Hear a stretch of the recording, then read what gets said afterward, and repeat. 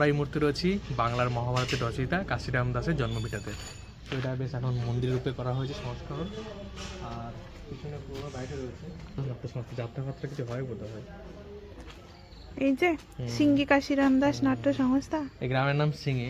গ্রাম খুব ভালো, আপনাদের যদি গ্রাম ভালো লাগে খুব ভালো লাগবে এখানে এসে। পাশে সর্ষের ফুল, আমি ড্রোনটা উড়ালাম, জাস্ট অসাধারণ লাগলো বিকেলবেলাতে।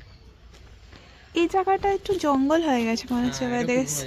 এই জায়গাটা হ্যাঁ, অরিজিনাল বাড়িটা তো এখানেই ছিল না, রিমেন্স গুলো এখানে দেখা যায়।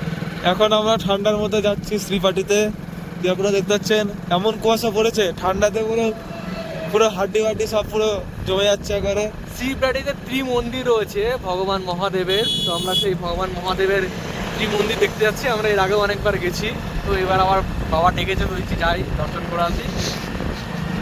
ওখানে মেনলি যেমন বাঁকুড়ার পোড়ামাটির আদলে মন্দিরগুলো রয়েছে, তো পুরানো মন্দির দেখতে ভালো লাগে। তো সেই হিসেবে আমরা আবার আজকে দেখতে চলে আসি। আমরা আছি তিনজনা তিনটে মন্দির দর্শন করব। আর এখন অলরেডি সন্ধ্যা হয়ে গেছে, তো ওই জন্য তোরা ভিউ ভালো আসছে না, স্টিল আমরা যাবো। আর কুয়াশাচ্ছন্ন তো একদম রুরাল যে ভাইব গ্রামের, সেটা দেখতে পাচ্ছি আমরা এখন। চারিদিকে সর্ষে, কোথাও ধান লাগানো হয়েছিল, ধানগুলো উঠেছে। আমরা এসে গেছি শ্রীবাটিতে। এখানে অনেক পুরোনো জমিদার বাড়ি রয়েছে। এই যে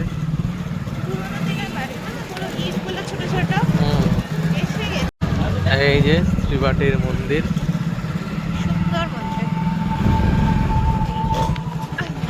এই যে পুরোনো বাড়ি।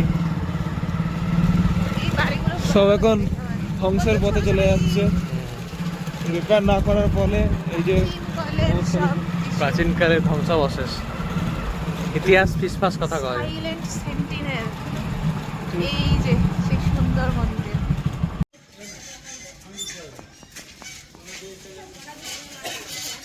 বাইকে এসেছি তো খুব ঠান্ডা হাওয়া। তো এসে গেছি মন্দিরে, শিব মন্দির। 3টে আপাতত বন্ধ রয়েছে, কিন্তু খোলা থাকে, তাই না? সন্ধে হয়ে গেছে একটু আমাদের আসতে। সে টেরাকোট্টার মন্দিরগুলো এত সুন্দর। আমি তো বাইক থেকে নামতে নামতে সুদীপকে বলছিলাম যে এরকম একটা ছোট গ্রাম শ্রীবাটি আমি অন্তত কোনোদিনও নাম শুনিনি। অগ্রদীপে থাকে ও, সেই জন্য ও জানে। তো অ্যাকচুয়ালি আমি অনেক পরে জেনেছি। আমি র্যান্ডমলি সার্চ করছিলাম যে আমার পাশে আশেপাশে কিছু আছে কি না, তো তখন এখানে জেলা হিস্ট্রিক্যাল এখানে 3টে মন্দির রয়েছে। ইভেন আমাদের কাটোয়া এসডি অফিসেও এই মন্দিরের একটা ছবি রয়েছে। তো আর ওখানে মঙ্গলকোটেরও একটা মন্দির রয়েছে দেখলাম। তো বেশ অনেকে জানে। আর আমি দেখলাম একজন ব্রিটিশ নাগরিক, তিনি এখানে এসেছিলেন বহু বছর আগে। তো তিনি এই মন্দির নিয়ে অনেক কিছু লিখেছে। অ্যাকচুয়ালি আমার আগে একটা ব্লগ আছে যেটা আমি খেটে করেছিলাম, হিস্ট্রি বলেছিলাম অনেক কিছু। তো তার সোর্স হচ্ছে ওই ব্রিটিশ নাগরিকের সেই ব্লগ ইনফরমেশন, যেখানে লবণ চাষ করতেন এনারা যখন এসেছিলেন। তো সেই লবণের ব্যবসা খুব প্রতিপত্তি হয়েছিল, লবণের ব্যবসা অনেক প্রতিপত্তি হয়েছিল, তারপর তারা এই মন্দির তৈরি করেছিলেন। আর শুধুমাত্র এখানে না, বৈদ্যপুরেও যে কালনার বৈদ্যপুর আছে, ওখানেও কিছু এরকম মন্দির দেখতে পাওয়া যায়। তো এগুলো সব ওই রিলেটেড আর সমসাময়িক আর কি, একই সময়ের তৈরি। এখানকার আর্কিটেকচার আমরা জানি বাঁকুড়ার যে পোড়ামাটির যে শিল্প রয়েছে, মেনলি সেটাকে বেস করেই তৈরি হয়েছে। আর আরেকটা ব্যাপার হচ্ছে খুব সূক্ষ্ম কারুকার্য, মানে ধরুন এই এক একটা যে উপরের যে প্যানেলগুলো রয়েছে, এগুলো করতে অনেক সময় লেগেছে। আর তখনকার মানে আশ্চর্য হতে হয় যে সেই অত প্রাচীন তা এখনও অক্ষত রয়েছে এই মন্দিরগুলো। আর মানে এখনও দেখতে বেশ গ্র্যান্ড লাগে। এখন যেহেতু আমরা অন্ধকার হয়ে গেছি সন্ধ্যাবেলা, অতটা ভালো লাগছে না। বাট যদি দুপুরবেলা আসা যায়, তখন মানে সূর্যের রিফ্লেকশন যখন এখানে পড়ে, অসাধারণ লাগে দেখতে। এখনো ভালো লাগছে। আর বিভিন্ন রামায়ণ, মহাভারত এইসবের বিভিন্ন মহাকাব্যের যে পুরাণের কাহিনী, সেগুলো এখানে অলঙ্কৃত করা রয়েছে। এই যে দেখো এখানে, এটা আমার দেখে লাগছে, এটা পুরো আফ্রিকান সেই এই যে এটা না, এখানে মনে হচ্ছে না আফ্রিকান মাস্ক পরে থাকে না, ওরকম টাইপের দেখতে। এই ইনি তো কোনো বাউল বসরালি, বাট জামাটা দেখো।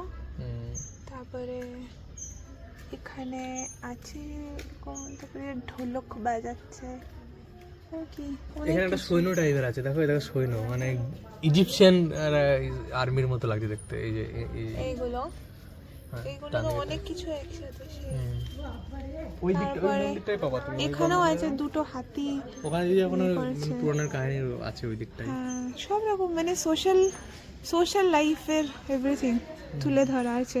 হ্যাঁ, আর মন্দির চূড়াগুলো এইটা কি সুন্দর দেখো। প্রতিবারই আমি আসি দেখি, আর এভরি টাইম আমি নতুনভাবে ডিসকভার করি কিছু না কিছু। এই জিনিসগুলো দেখো কি সুন্দর লাগছে, খুব ভালো। কত অ্যানিমালস উঠে রয়েছে একটার পর একটা, কি সুন্দর।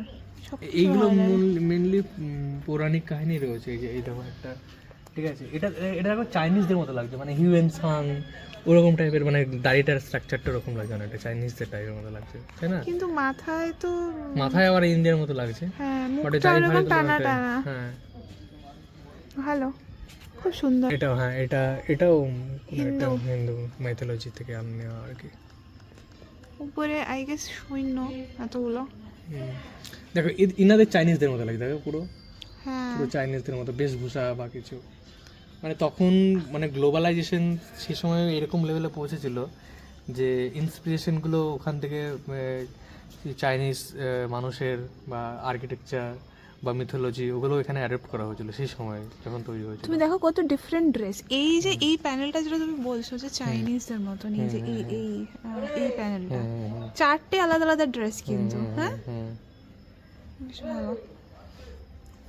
আমি তো এভরি টাইম আসি ইকুয়ালি মোহিত হই। একদম একদম আমাদের পুরোনো পাশে হয় যদি না। কিছু আশেপাশে দেখা যায়, আশেপাশে একদম এটা পারফেক্ট জায়গা। শুধুমাত্র মন্দির আছে তা না, তুমি যদি এখানে দেখো পুরোনো বাড়িটা দেখো, হ্যাঁ, এগুলো তো আমার দারুণ লাগে। ব্র্যান্ড একদমই, মানে সেই জমিদার বাড়ি ছোট যাকে ছোট, বলে। হ্যাঁ। ইভেন যে পুরনো সিনেমা টিনেমাগুলো হয় বা সিরিয়াল হয় বাংলা চলচ্চিত্রে, সেগুলো শুটিং এখানে হতে পারে আর কি, যদি কেউ করবো মনে করে আর কি।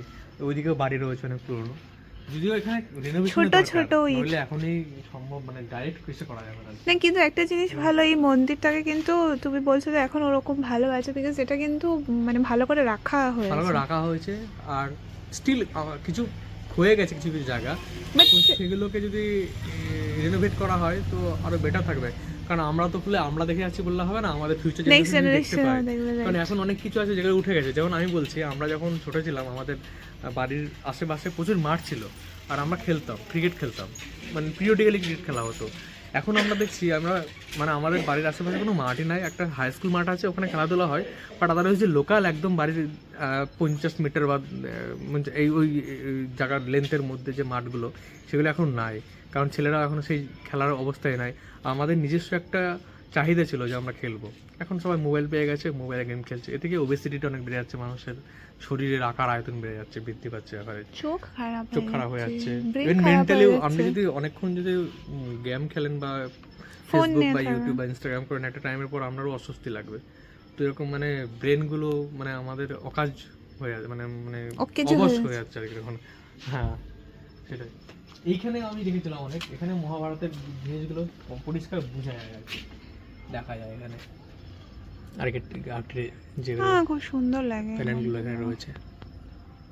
আর তিনটে আছে তো ওই জন্য আরো সুন্দর লাগে,